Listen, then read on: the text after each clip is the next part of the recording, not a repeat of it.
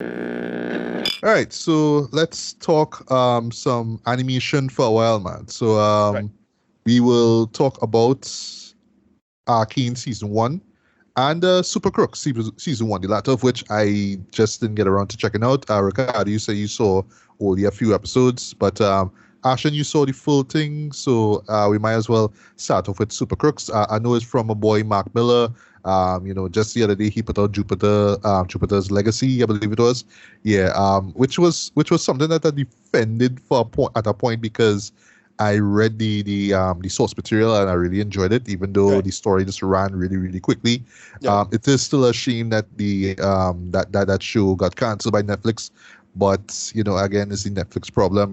They just thinking that we're gonna get a second season, but they didn't even get to like the main conceit of like what made the source material work. It was just all this padding, unfortunately, right? But I Yeah. mean, it is what it is, right? But yeah, so we have Super Crooks now. I believe it's in the same universe as Jupiter Legacy. So yeah, Ashton, take it away. Is it or is it not? Correct. So this is just what I like to call expanded lore universe, right? Jupiter's Legacy, obviously, comic book from Mark Miller and Len Lu, right? They do amazing work. Their comic books are very, very non-formulaic, is the best way to say it. They don't follow traditional guidelines. Like they have flawed superheroes, um, which is a big deal. Like major. Well, I'm not talking about like little flaws. I'm talking about like what people would consider major, major flaws in a superhero type character. Now, that being said, Super Crooks is like the nice little light-hearted side of things that you don't normally see. The comic book was really good as well, and this follows a character named Johnny. Basically, Johnny was growing up. His lifestyle wasn't what he wanted it to be. He had a kind of abusive mother. They didn't really dive too deep in that in the show though, but basically he gets his powers around the age of 16. And then he has a friend. Guys, also I don't know how many spoilers you want in this, 'cause I'm trying to make this very spoiler free. Please make it as spoiler free as possible. Please, pretty All please. right, so I'm going to be very ambiguous. So also the listeners, I'll be ambiguous so you guys could actually go and sit down and take it in. It's so right. He is learning about his powers. He has a friend. Him and his friend do little training sessions because in this universe, in this Earth, getting powers is not as uncommon as you would think. Right? In this Jupiter's Legacy universe, there are many people with powers. The thing All right. is, the original 5 who went to the island, they are the cause of that. Because Right, they right, didn't right. release the powers into themselves, they released it all over the world. And it Mm. manifests in different ways and different times in different people. Let's just say Johnny was showing off. He messed up big time. And then he leaves the city he's from. And then the story picks up from there. Future jump down the line, talking about Johnny. I think it's Johnny Volts or Johnny Bolt. I can't remember clearly right now. But I just like how this show gives us everything from the perspective of the people that normally we don't see or care about. They are just there as side characters within a book. They're going to do something mischievous and the superheroes are going to stop them. It's really all about the superheroes and how the superheroes are going to handle the situation more than it is about the villains setting it up. But this one takes us more into the villains setting it up and planning and how they have to deal with their life when they get busted by a superhero and what happens to them if they get sent to the jail, if it's a certain hero that doesn't take prisoners, that he just kills. That a certain hero that's his solution to the problem. He will kill you. That's it. There's no imprisoning you and this and that. And he is part of the Justice League of this world, which is with the Jupiter Legacy cast, which is Brainwave and Utopian and Flair and whatnot. Right, right. Yeah, it's also, guys, it's drawn in the art style of ameri-me, coining this phrase. It's American anime, ameri-me, right?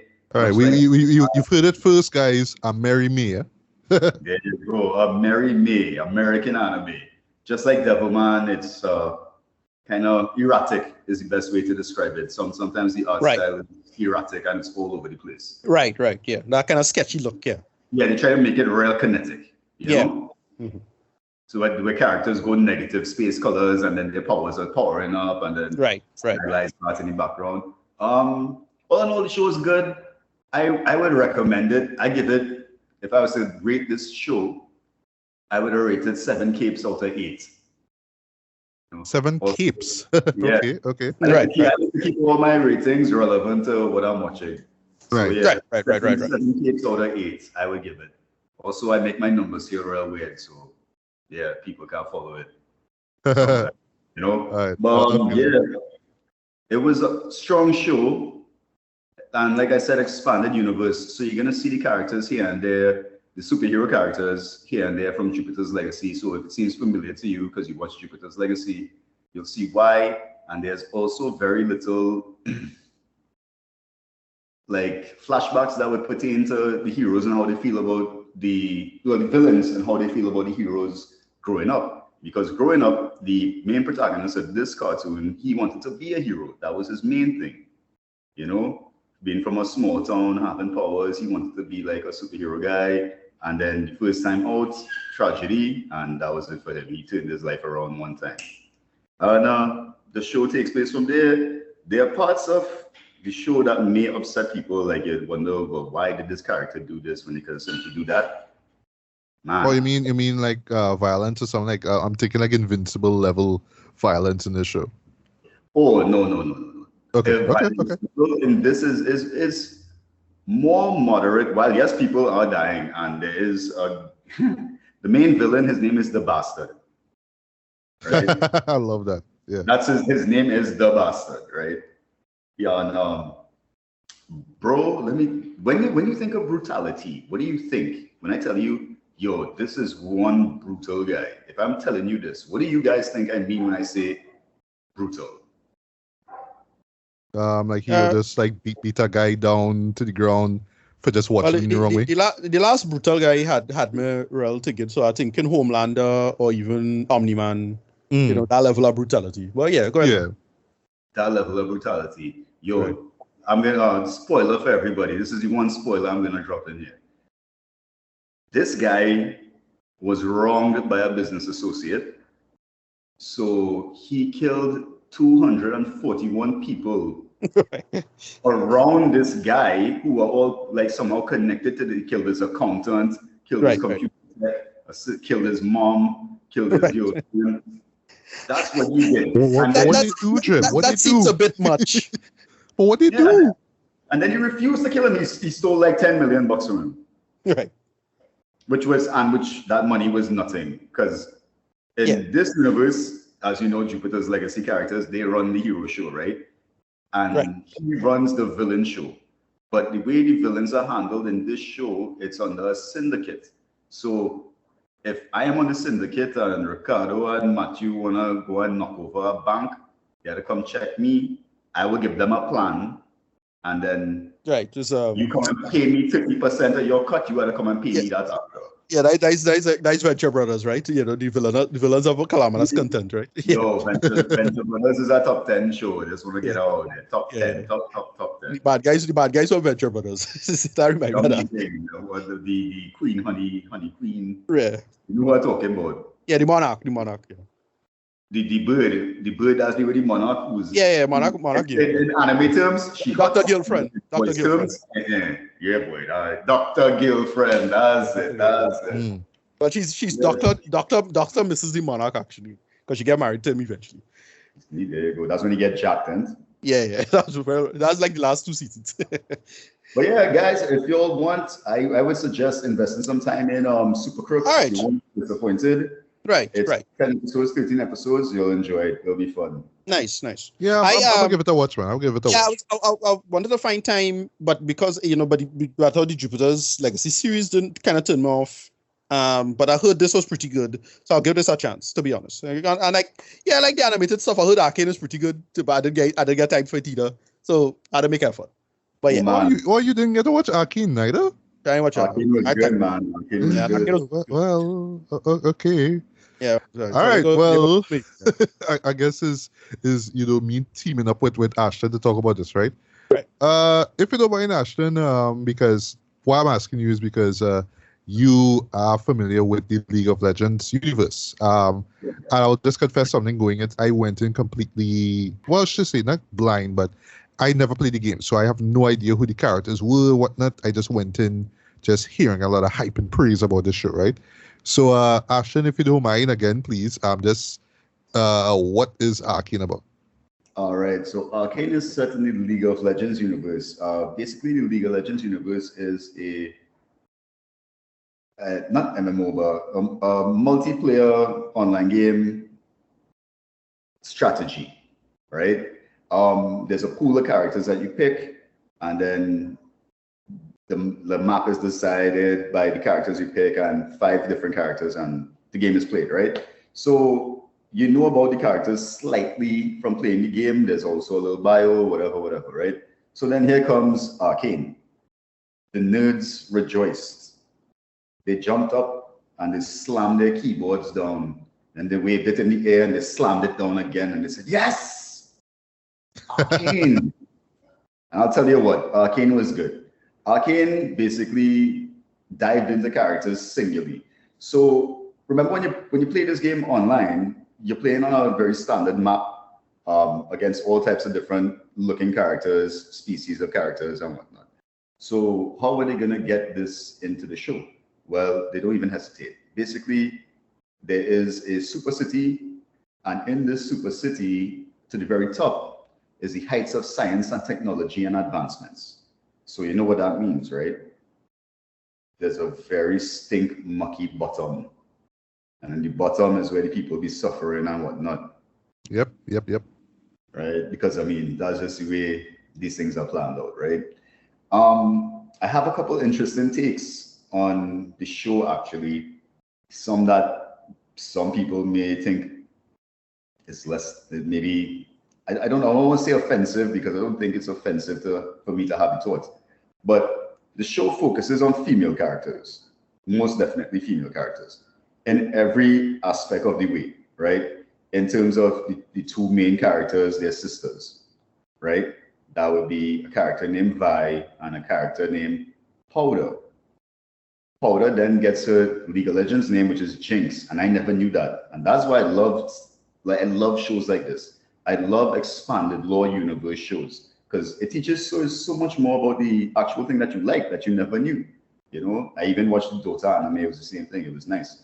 And basically, it's about them growing up and coming up, and the people from the undercity wanting to not be better than the city on top, but what they just want is they want to strike a balance, you know, or like at least a certain level of respect with the people where there's things like free trade and whatnot.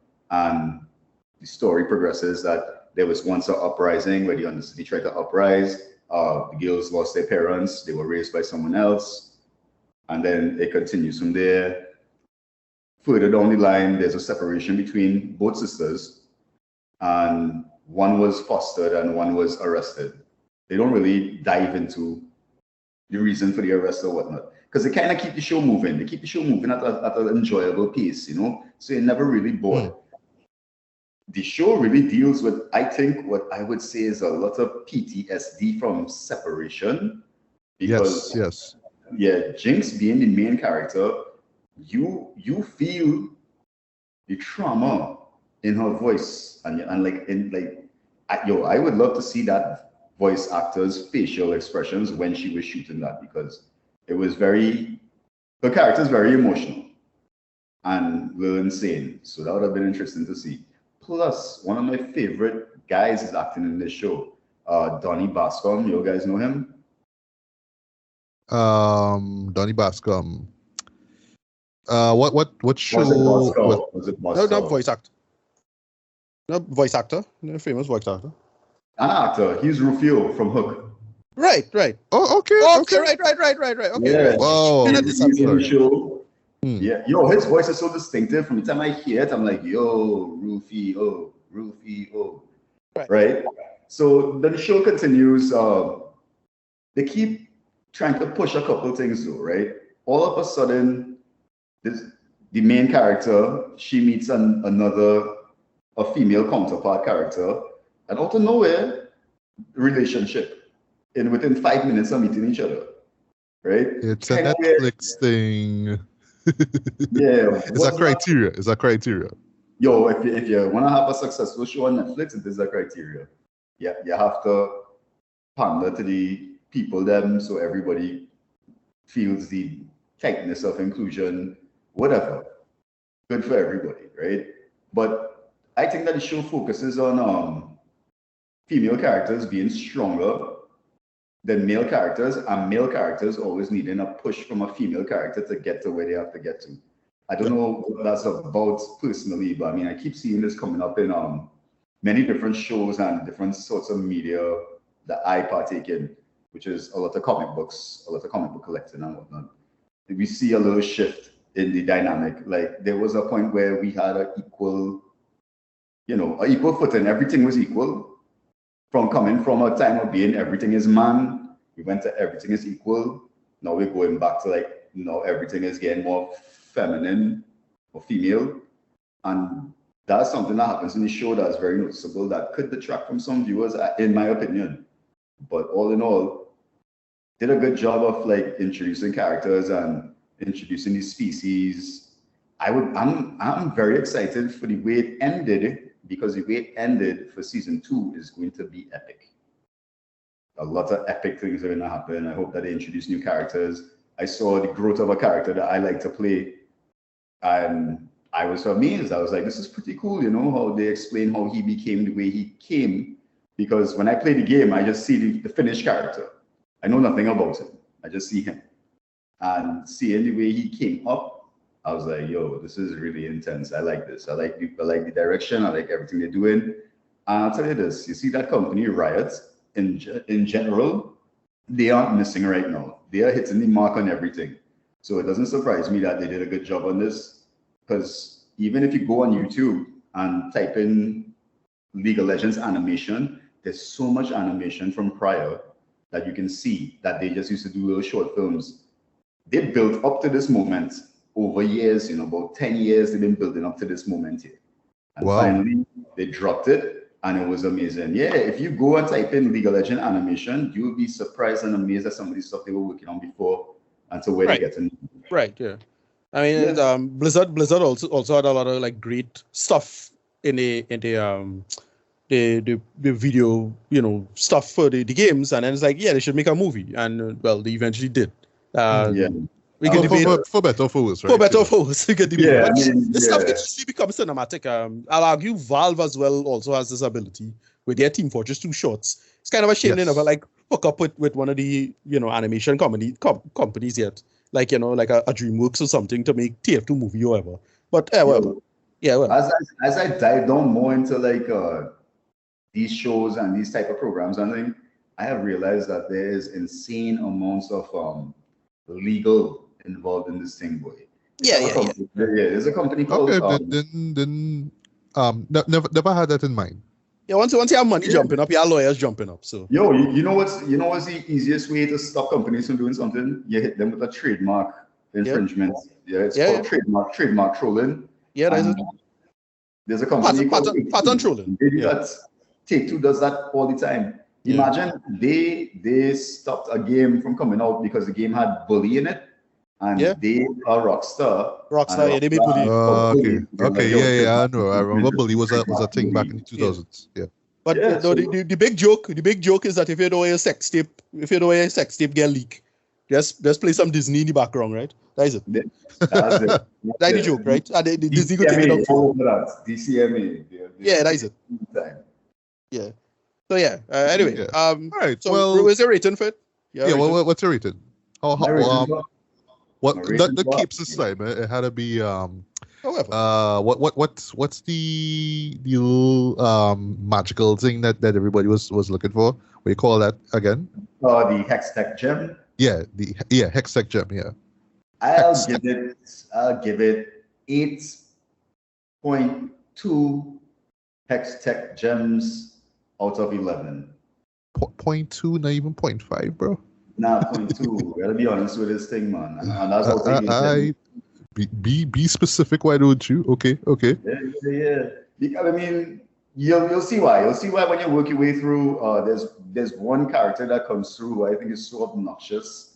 Like she almost ruined it for me. Like I was there on the precipice of this one's super annoying. But then I know you talk about yeah. And the next character is developing, and because he's developing and the way he's developed is getting more interesting. So that's what I know what you're referring to. Yeah, for sure. Yeah, this is what I like about the show. I like to see nice character development. Now, notwithstanding the little relationship, whatever that happened, that I think happened a little too fast. That could have been fleshed out more. Now. Like it just needed a little bit more reasoning behind it. You know? Yeah, agreed. I agreed. It just happens just because. Really, it wasn't really sporadically. You know, too much formula following with that. Right? We could have get there. We could have crossed that bridge when it reached now. But they tried to ram that down in your face one time. Yeah, I recommend if you haven't seen it, watch it. And if you haven't played League, try it. It's fun. Yeah. All right. Well, right, yeah. So for others, the fan base and the player base kind of the toxic end of things. But yeah, you know, I'm familiar with enough with League. But yeah, right. Go ahead. All right. Well, Ricardo, before I get to my review, my thoughts, sorry, right? Just to let you know one time before I forget, right? The Gil is in this, right? Let me see if yeah, is that what do we call it? Gil from Hawkeye? Yeah, sure. No, I talk about Shuri Agdashlu. Oh yeah. She's in this. That is definitely McGill. Okay. The moment I heard the voice, I was like, yeah. Yeah, sure. Agdashlu, yeah, for real. I was like, yeah, like Anti-Ran, man. Watching this. Why? Yeah, Anti-Ran herself. Yeah. But yeah, you're right. Healy Steinfeld is in this as well. Like when I heard her voice, like, oh yeah, that's you, because she plays Vi, right? You know, and like I find like she always like to play these tough, stern female characters, right? But it works here, right? Right. So I would say this, right? Just to kick things off, right? Remember when Castlevania ended and we were like, boy. like we knew why it had to wrap up and it was unfortunate, but like, all right, well, we need to get a spin-off fast. Like, well, we need to get something to fill that gap, Dread. Arcane came and did exactly that, Dread. Okay, right. It scratched the itch. It scratched that itch, boy. Nice. As someone who went in completely blind into this, not knowing the world of League of Legends, boy, I was hooked from the word go. And I'll just tell you the real reason why, Dread. The animation, boy. The animation for this is so ambitious, though, so perfectly well done. Not even near perfect. I say imperfect, like flawlessly done shit. It just blends so much different. Not so much.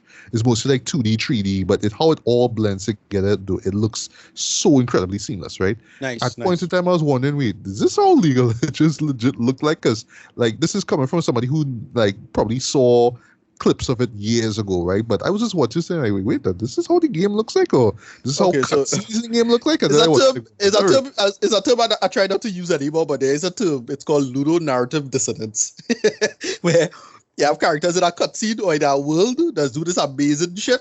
And when you watch a game, like what? Yeah, it don't look anything like it. It's a popular format. The popular, as Ashton mentioned, the popular we call MOBA format. Very, very popular format. It's very easy to get into. But once you get into it, you're kind of hooked. And it's interesting how, this, you could build stuff from it. Like, in my opinion, almost all of the big games from the 2000s, you could build stuff from. All of Blizzard's games, especially. And all of Riot's games. You could totally build from that. And make movies out of. And I really think it's the future. Between this and anime, when comic books kind of go away and people kind of not as familiar with comic books, at least the new generation, who do know Spider-Man the same way we know Spider-Man, they come up. I could see that being the new paradigm now going forward. I should have mentioned that when Ashton was speaking. But yeah, go ahead. Yeah. I mean, animation, boy, is just amazing, boy. Like, if there's one reason to watch the show, is the animation, boy. This is like the bar just being raised even further, boy, as far as just animation generally, right? And while Love 2 is just how cinematic it all looks and feels, right? You know what I mean? There's so much attention put into various shots and where the camera is and angles and stuff like that. Like there's even points where I was just rewinding certain scenes because, if I could just confess one thing, though, it's just me. The visuals could just get so overwhelming at times, though. And I'm talking about like just psychedelic stuff, right? I mean, there's a few bits of that ever so often with the character I'll bring up in a bit, but like it's just so breathtaking, though. Like you just get so lost into it, though. So like when things are happening, you're just like watching the scene, the visuals of the scene is like, oh wait, something happened. You have to go back and watch it, right? And speaking of the story, though, going into this completely blind, though, this show nails its world building, though. Like it just developed it in a way, like in a gradual way, of course, right? But I was just so intrigued by this world. I will confess, I wish that I went in knowing more about the game itself. So I've been like, all right, this is why the world is like this. This is why the characters are, this way and whatnot. This is what's really going on, right? But I hear fans know like real praise this thing too, and this is another thing I love about this show here, Dred. This is, and it's something that I hope we see going forward, where like the actual studio itself works on the game, works on the show. Like they're telling their own story. It's not like they have to retell it or dumb it down to cater to people like me. It's the same story that they've been telling for years, but they're just going a little bit deeper into it, right? So I love that, right? Voice acting, top notch. Throughout though. Ella Purnell, though, who last time I saw was in Army of the Dead, she plays Powder / Jinx, so she is the MVP in this whole thing, because as Ashton says, I mean, the way how she just nails that character, but I just love the fact that yes, she does suffer from PTSD and whatnot, right? Or for something that she had, like she did, but she had good intentions, but in my opinion, maybe you could disagree with me, Ashton. I thought that she real fucked up. Like she just did something real bad. But boy, she meant so well. Myself but I was like, in my character, I see so much of myself that I always try to do some good shit and always fuck it up and just be like, oh no, what did I do? Yeah. So I can identify with Powder. Yeah. Yeah, I understand what I mean. But yeah, to be fair, she really did mean well, though, and it really is in relation to her relationship with her older sister Vi, right? Just basically trying to make their way in this world. They feel they're being oppressed by the higher ups. And then in the higher ups now you have these individuals who just want to see progress. They just want to see, their environment change, and it involves this this what is it called, the hex gem, hex tech technology, basically. Right. Which incorporates magic, which was banned, like years ago, right? So it's the idea that, we're going to use science to incorporate magic, but it has dire consequences, as we see, right? A lot of people are going to compare this to like Game of Thrones in the terms of it's all about power and betrayal and all that kind of stuff. And yeah, I mean, it's true. I mean, similar to Castlevania, characters are like that. They will stab people in the back. They will have ulterior motives and all that kind of stuff. But it's so well developed, though, that you kind of understand where everybody's coming from. Case in point, the villain, Silco, right? Who was just a creepy mofo, boy. He just got under my nerves, way. But there's points in it where you understand why he moves the way he does, right? And then you have other side characters, like Jace, right? He is one of the guys who working on this whole technology thing. You get where he's coming from. You have Echo. Because of this show, I will never play that character ever again. Jace. Oh, you serious? Yo. No, but his weapon, real dread though. Like he have a real dope ass weapon, by the way. Yeah. His weapon. Yeah, that hammer. The hammer thing. Yeah. I will never play him ever again because nah, bro. How you gonna disrespect the Godheim dinger, bro? The man who saved you. Anyway, I know. Yeah. They do some character reveals with him near the end. Like I get where you're coming from, Dred, but still, like, you didn't take this well enough, Dred. Like sorry, right? She dug like his relationship with his friend Victor, right? Who has a little backstory of his own as well, right? Well, as I mentioned, the fight scenes, or I should say the action scenes in this too, kick ass too. Like there's some action, some fight scenes, some just fist fights too. That was just like holy shit. Like it was just kick ass too. And they usually set them to music, right? Modern music. Let's let you do this one time, Ricardo. Pusha T make appearance on the soundtrack to this too. The moment where his song plays, I forgot the name of it too. It's so awesome, so badass shit. I was like, this itself could have been the title sequence for this whole series, but instead they chose Imagine Dragons, which I mean I'm not the biggest fan of Imagine Dragons, sorry, but the song that they used here was dope though. It fit the world of it, it fit the tone of it, like it's something that's getting popped up now. Yeah, I believe that track was Imagine Dragons had that track with a rapper as well, Okay. The main, but yeah, boy, I some man don't really listen to Imagine Dragons, and I was like, yeah, boy, this is Imagine Dragons banging, yeah. Yeah, the song slap though, and they even do a sort of a heavy metal. I talk about the '81 movie kind of thing, where the band was in the show itself. They have appearance, they perform it in a club. I'm like, okay, I see what you're doing here, sure, I see what you're doing here, right? Even here, my boy, Jid, he have a song that this was playing with this character Echo, who I really dug like the character progression they gave him. That's all I'll say. Going up against Jinx, right? But let's go back to Jinx here quickly. I really dug how they develop her character. Like, she could have just been easily the typical I'm crazy and I'm a kooky, and I'm seeing all these weird things. And this is where they incorporate some different styles of animation to give this weird psychedelic effect, right? But they could have real write you off as just this crazy person. Yeah. But no, they give her just enough depth for you to understand why she is the way she is, right? I was laughing at the fact that usually every time you see her, she always have something in she hand. She always like.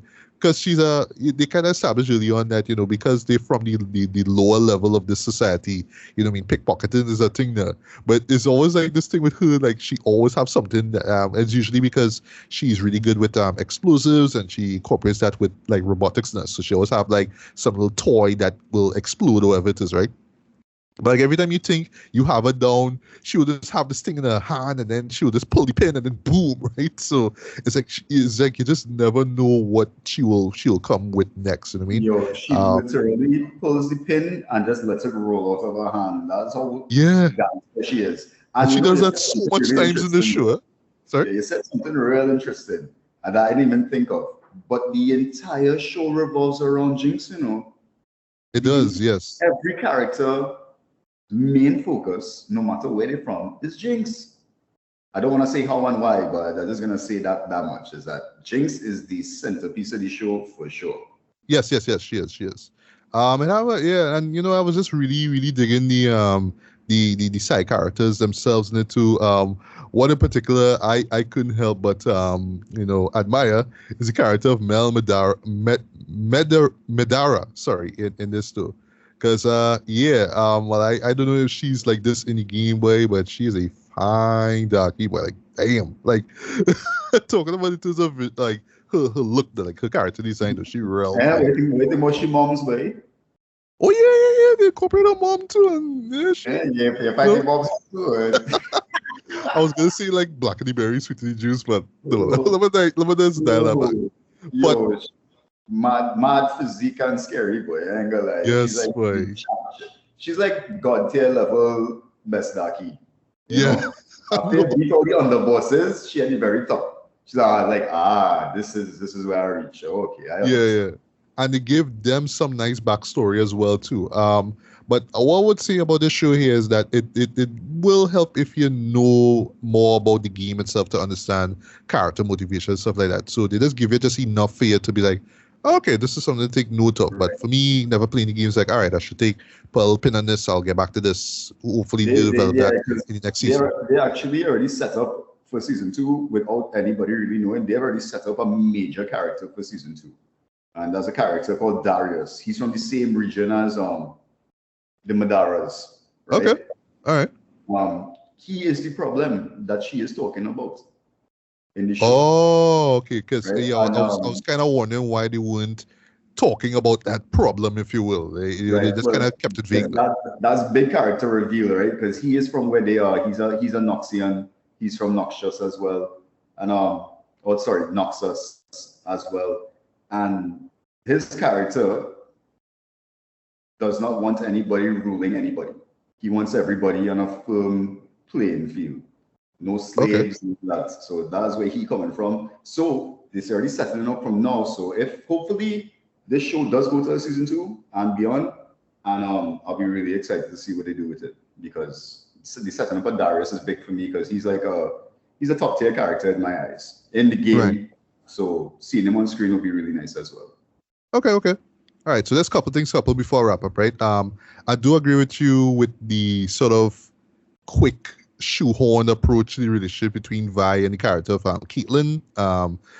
It just kind of happened just a little too quickly. They just didn't give them enough time to, if this is the direction they were going, and me going in blind, I just kind of assume, okay, well, it's either this is how it is in the game, or it's Netflix basically saying, okay, you have to tick these boxes, you need to have this happen. So okay, so I was just like, well, yeah, cool, but just the way how it happened, I do agree with you, was just rushed in my opinion, right? And yeah, admittedly, it didn't really go as far as it could, because it just kind of, I wouldn't see what happened there, but again, it just went at it a little too quickly. It just felt like, okay, we just need to do this. There's a Netflix show, whatever, right?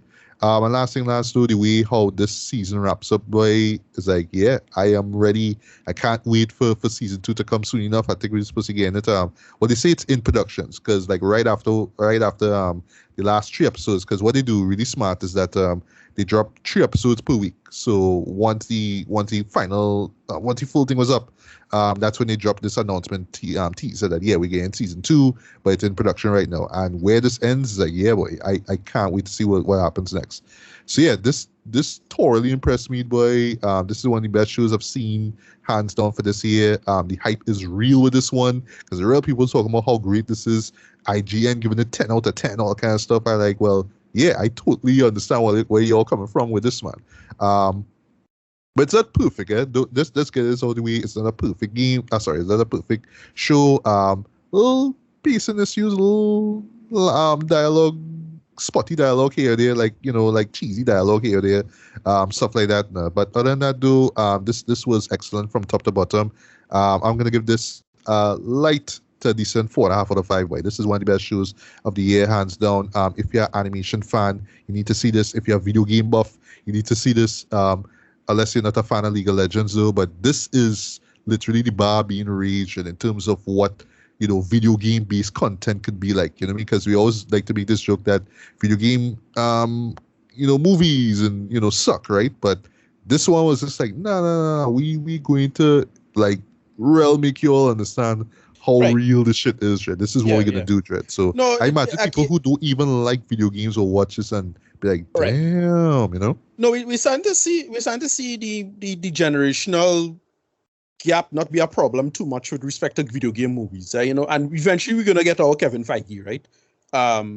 Where somebody gonna really understand the material, really nail it for some franchise. We don't know which one.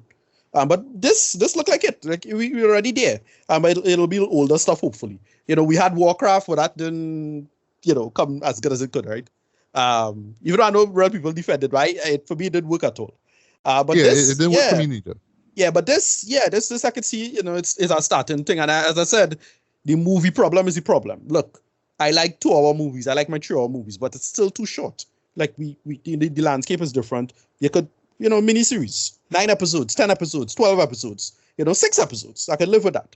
But not this this one movie thing is the problem. And stuff, way too many people are going to say it, boomers, and a lot of late Gen Xers who still stick in that movie mindset.